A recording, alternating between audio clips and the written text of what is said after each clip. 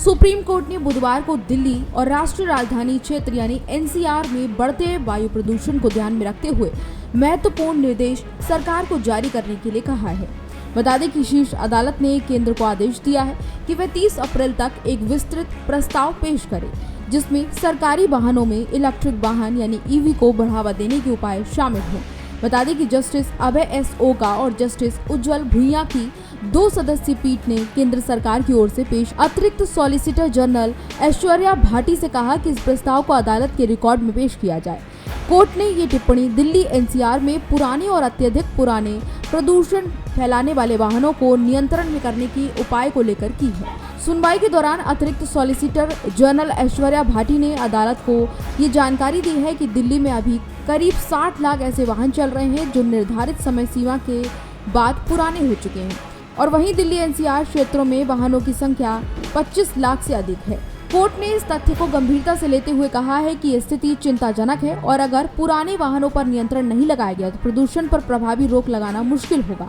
पीठ ने कहा कि जब वे वाहन प्रदूषण से जुड़े मुद्दे पर गंभीरता से विचार करेंगे तो इस विषय पर विशेष दिशा निर्देश जारी किए जाएंगे। सुप्रीम कोर्ट ने केंद्र सरकार को निर्देश दिया है कि वह वाहनों से होने वाले प्रदूषण पर नियंत्रण के लिए रिमोट सेंसिंग टेक्नोलॉजी के उपयोग का ध्यान भी पूरी तरह से करेंगे और इस पर भी अध्ययन होगा। 3 महीने के भीतर इसे पूरा कर लिया जाएगा।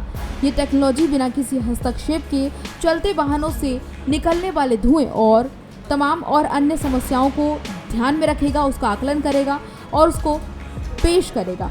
बता दें कि कोर्ट ने यह भी कहा है कि विषय अत्यंत महत्वपूर्ण है और केंद्र को इसे प्राथमिकता के आधार पर लेना चाहिए।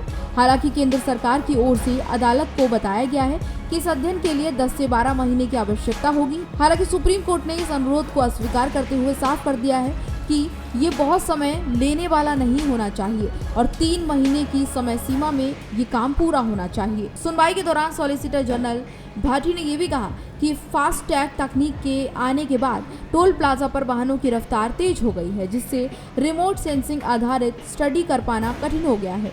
उन्होंने कहा कि इस चुनौती के चलते अध्ययन में अब देरी हो रही है और कुछ अन्य वैकल्पिक उपायों पर विचार किया जा रहा है।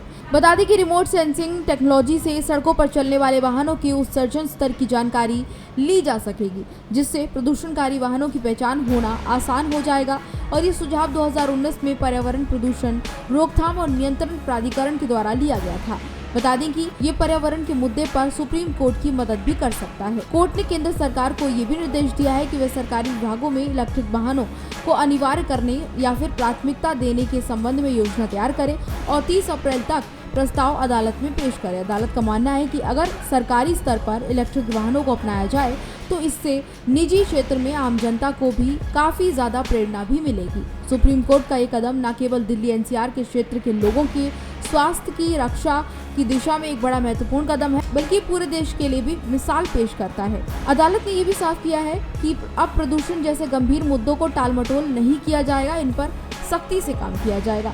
सरकार को अब नीतिगत स्तर पर ठोस कदम उठाने होंगे, चाहे वह ईवी अपनाने को लेकर पहल हो या तकनीकी आधार पर तमाम अन्य समाधान हो जिनको लागू करने की बात हो। दिल्ली और एनसीआर को साफ हवा तभी मिल सकती है जब शासन और न्यायपालिका मिलकर समयबद्ध और परिणाममुखी कार्रवाई करें, ताकि दिल्ली एनसीआर के आसपास रहने वाले लोगों को हवा साफ सुथरी मिल सके। क्योंकि जिस तरीके से प्रदूषण का लेवल लगातार बढ़ता जा रहा है और हर दिन समस्याएं लगातार जटिल होती जा रही हैं, इन सभी को ध्यान में रखते हुए ये बहुत महत्वपूर्ण है कि कोई ठोस कदम उठाया जाए। यही वजह है कि कोर्ट ने साफ तौर पर यह कहा है कि इसको लेकर कोई ऐसा कानून बनाया जाए कि प्रदूषण वाले वाहनों पर रोक लगाई जा सके, क्योंकि वाहनों से जो प्रदूषण फैल रहा है उससे भी काफ़ी ज़्यादा समस्याएं उत्पन्न हो रही हैं। फिलहाल इस खबर में इतना ही। इसी तरह की तमाम और जानकारियों के लिए देखते रहिए भारत एक्सप्रेस।